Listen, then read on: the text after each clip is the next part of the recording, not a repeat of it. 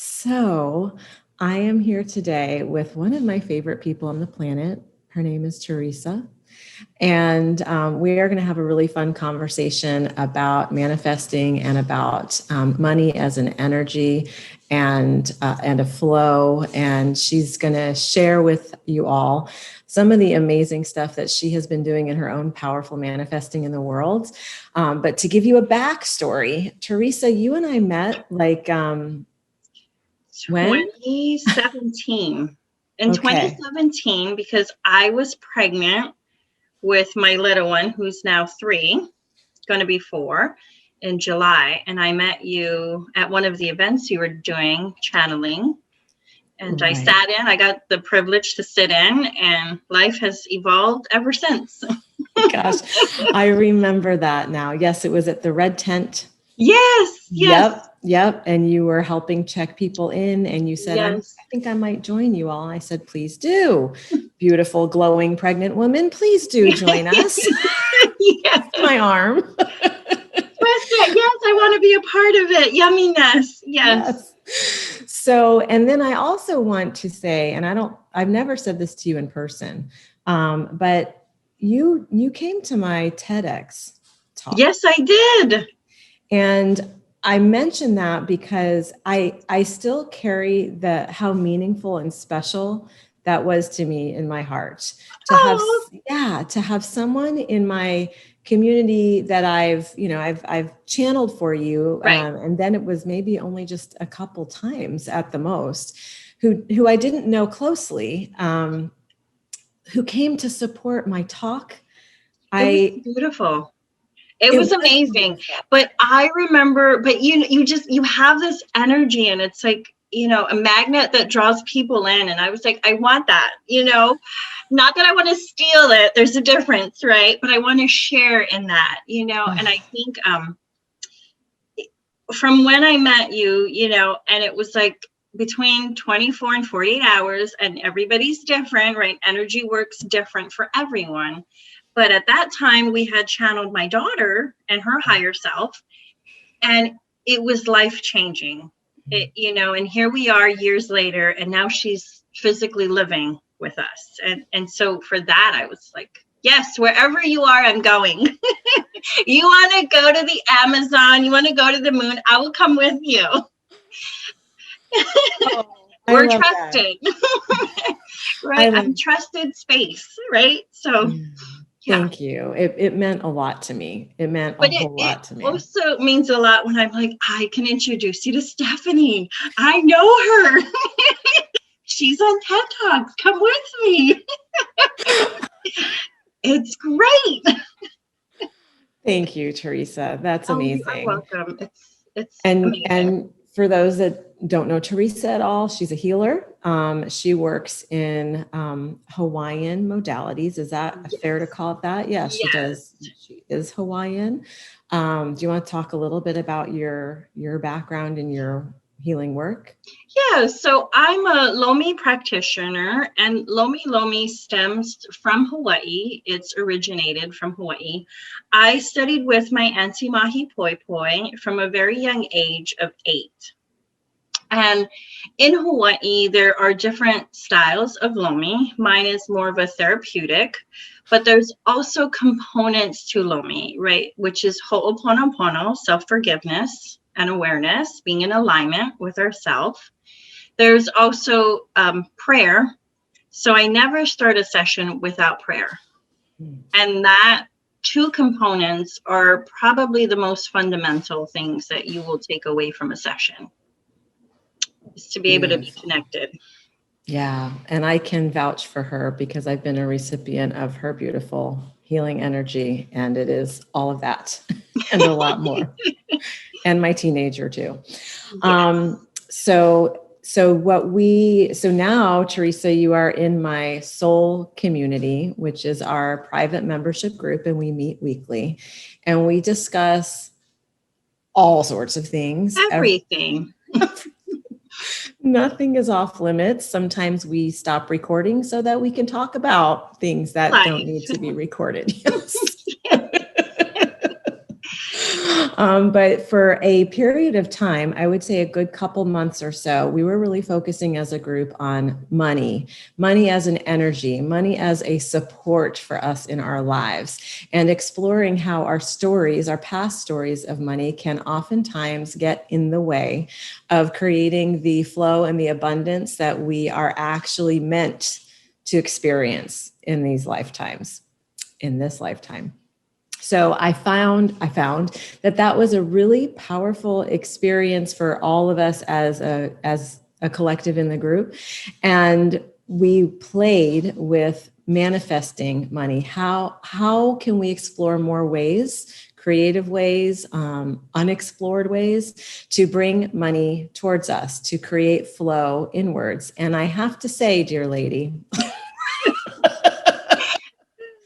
platinum star goes to Teresa because every single week we met, she would say, I got another check in the mail. Every Tuesday. Yes. That was the theme for many months, right? For weeks. It was great. Yeah, we meet on Tuesday nights and literally checks would come through for you on Tuesdays. Tuesday nights. Now it's like Tuesdays and Fridays, depending on what I need done, Exactly, because you have branched out in your manifesting. So I am curious, what is that for you? It's interesting. When you first started introducing this topic, I could feel like the anxiety, like the energy with the word money come up. And I'm like, no, I'm in control still. Settle down. It's okay. We can talk about money now, and I think there's always been a fear for me around money. And culturally speaking, sometimes I felt culturally like growing up in Hawaii, right? There's a lot of poverty. Mm-hmm. We were poor. I was poor growing up. It's not a secret. My mother worked 4 jobs. My dad worked when he felt like it. And that's, there was an extra. But also there's a word in Hawaiian, right? It's called, we usually say hai maka maka, which is like people who have money that are not humbled. They just want to flaunt it. Mm. So there's always been a fear around money.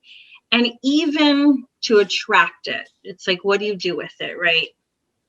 And so when you brought up the topic, it was like, oh, right, wow. Like I could feel that heaviness.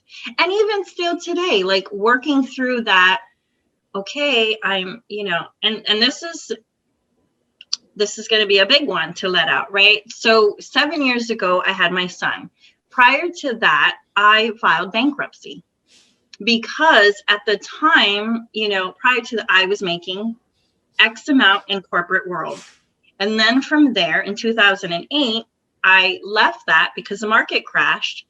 And then I transitioned back into my Lomi work.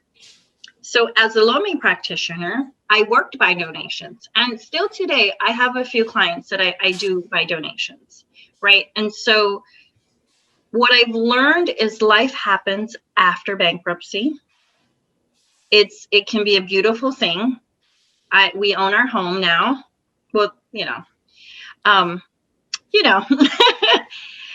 think right after that we had an Escalade, and my sister was like, "You bought an Escalade, but you just filed like what happened?" I was like, "Money's great." So even then, I think I still had that sense of humor to just play it off.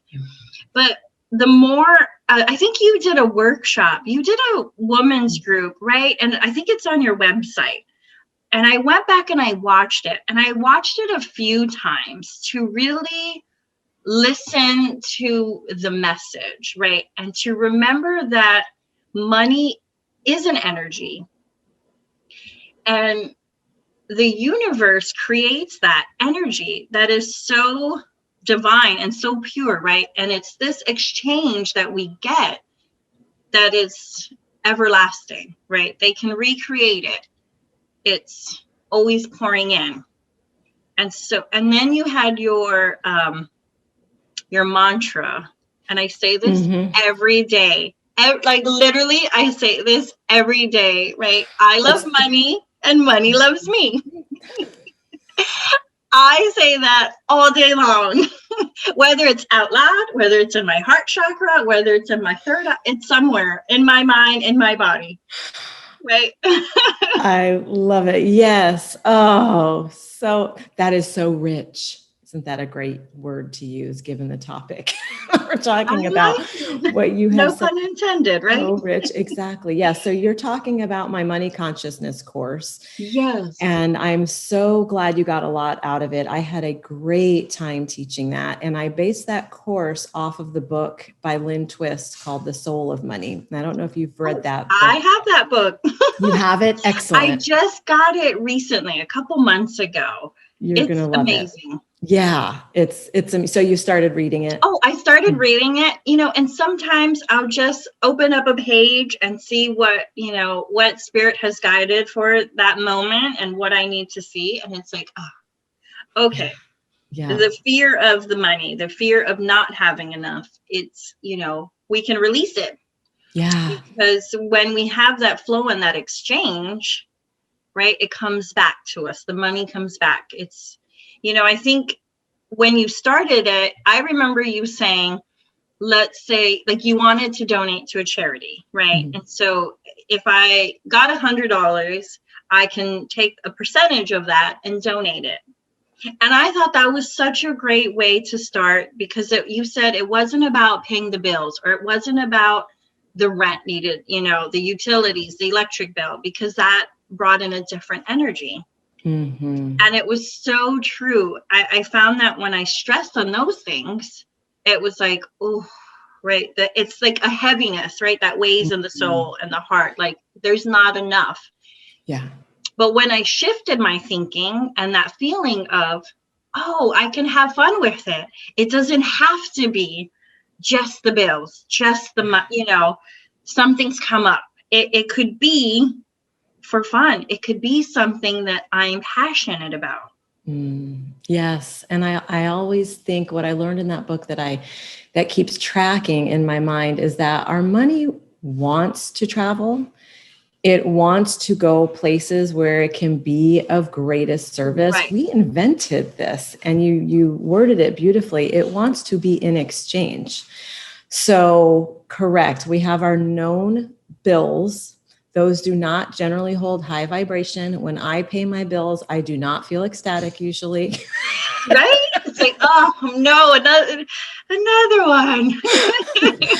And yet, when I think about, well, how about this charity or this person whose work in the world I really want to support, or this, organization, or this person who I'm driving by on the street who I know has next to nothing. Right. Then we're talking about a holiness and a sacredness with money, which changes the whole relationship to it. And then when we come back to paying the bills, that too can become holy and sacred. Wow. Thank you, money, for being here so I can have air conditioning when it's hot outside, so that clean water comes out of my faucet. Yeah. It's funny you say that, right? Because I think it was Friday, maybe 2 weeks ago, right? And I was looking at the finances and I'm like, okay, I need, let's say $250, right? So I said, universe, you gave me this house, you've given me this, I need this money, let's make it happen, right? And I'm driving in my car doing this. I'm talking out loud to the gods, to the universe, to the guides. I'm like, it was like 2 seconds. 2 seconds. I get a Venmo for the exact same amount, right, that I had set out. It was amazing. I was like, oh, thank you, right? 15 minutes later, I got another thing, and then it was like an hour later, I got more, and it was like the abundance of it, right? But in that abundance allows me to not only cover what I needed, it allows us to extend that donations, right? So I had a girlfriend who was, unfortunately diagnosed with cancer. And so she's making little gifts and things to share and sell. And I thought, well, that to me defeats the purpose in a way. Like, I know you want to gift people something, right? People always want to receive something. But I just want to gift this to you. I just want to be able to share the blessings that I have, right? And so to be able to share with the organizations that we're passionate about and not feel like, oh, right, the burden of I don't have enough. Now there is enough. And there's, and we're creating that, right, energy to have enough, but also to overflow. Yeah. So, right, your cup can overflow into other people's cups so they can overflow. Yeah. Yes, exactly. And I know your husband has been quite astonished by your powers.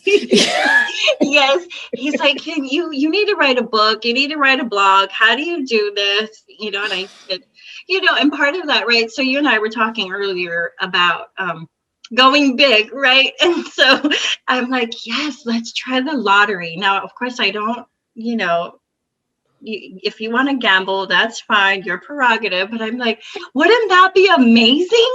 Like, how many people we could support with that?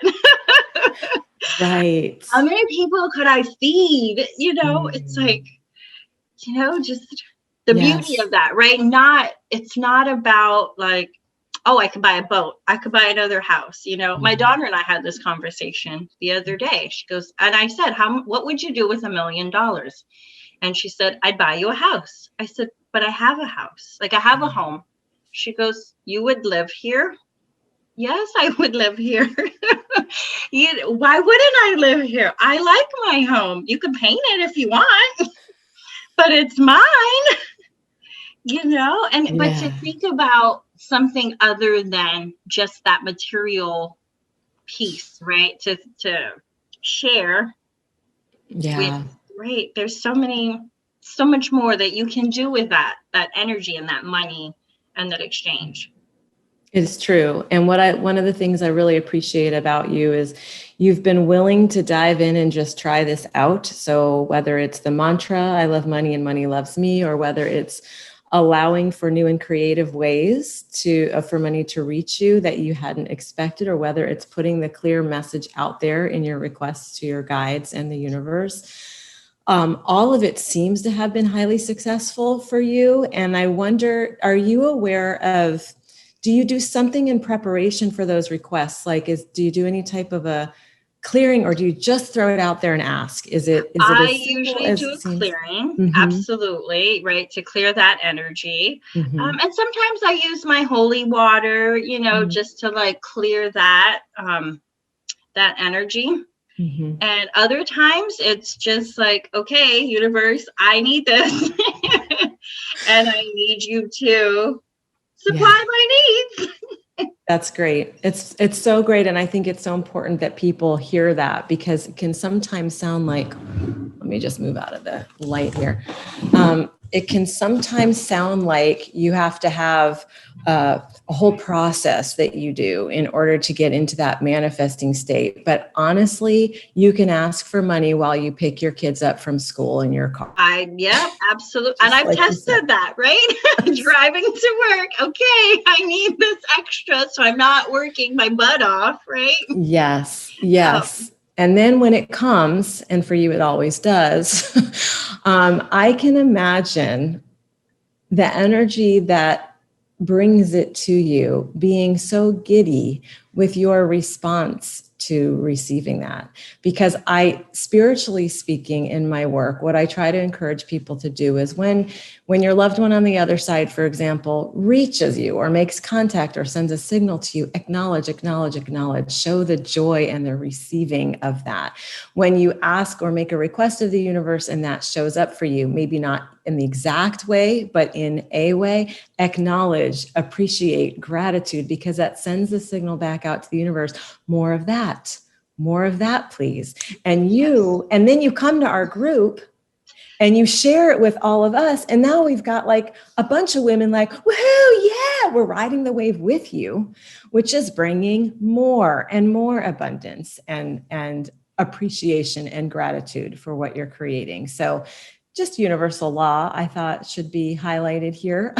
Absolutely. And that, and that's part of that, right? When I receive that gift, it's like, oh my God, yes, thank you, and you're like running around, jumping up and down, and then I always try to remember to give some of it back, right? Whether it's to a church, whether it's to an organization, where it comes from, right? So that we can reciprocate that again and share that, so that I know it. I think it keeps me humble also, and then I know I'm not robbing the universe of anything, right? So that we can share that and it can come back. And for a long time, I didn't want to spend it. I didn't want to share it. Whatever came in, I wanted to hold on to that. And I think throughout these courses, and in our talks about money, right, it's learning to let that flow. And, we're so everyday people, right? So things come up. Absolutely.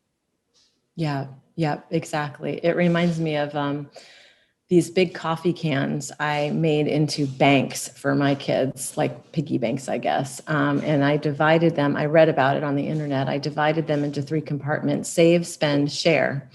And so any money that would come in for them for birthday gifts or whatever, chores, allowance, they would divide it. They didn't have to divide it equally every time, but they were encouraged to. And then if I were to ask them, what's the most fun compartment?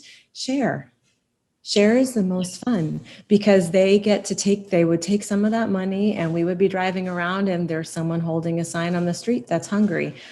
We get to stop and they get to give that person some money, or we donate it to the animal shelter or whatever it is.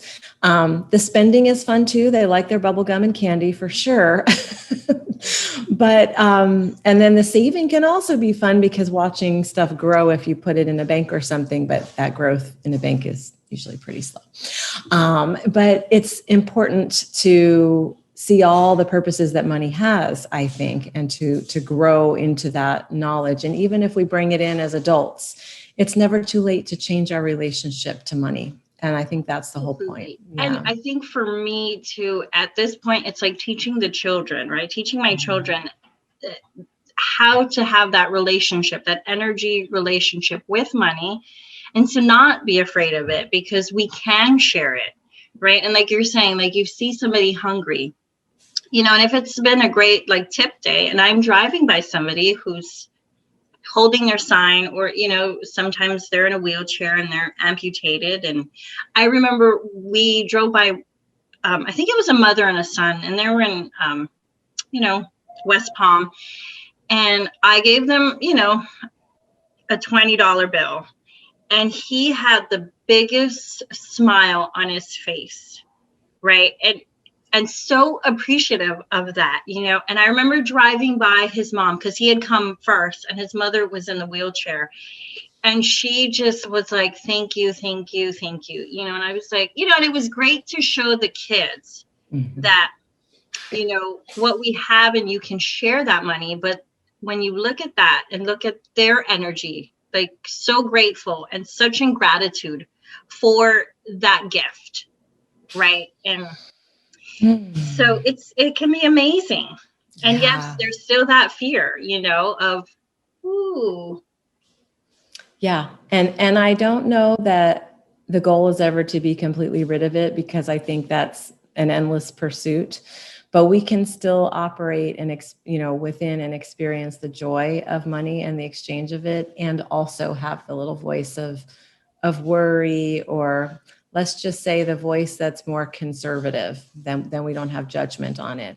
And that's great. That's what allows us to be balanced individuals. And thank you, Teresa. I'm just incredibly grateful to you and for you.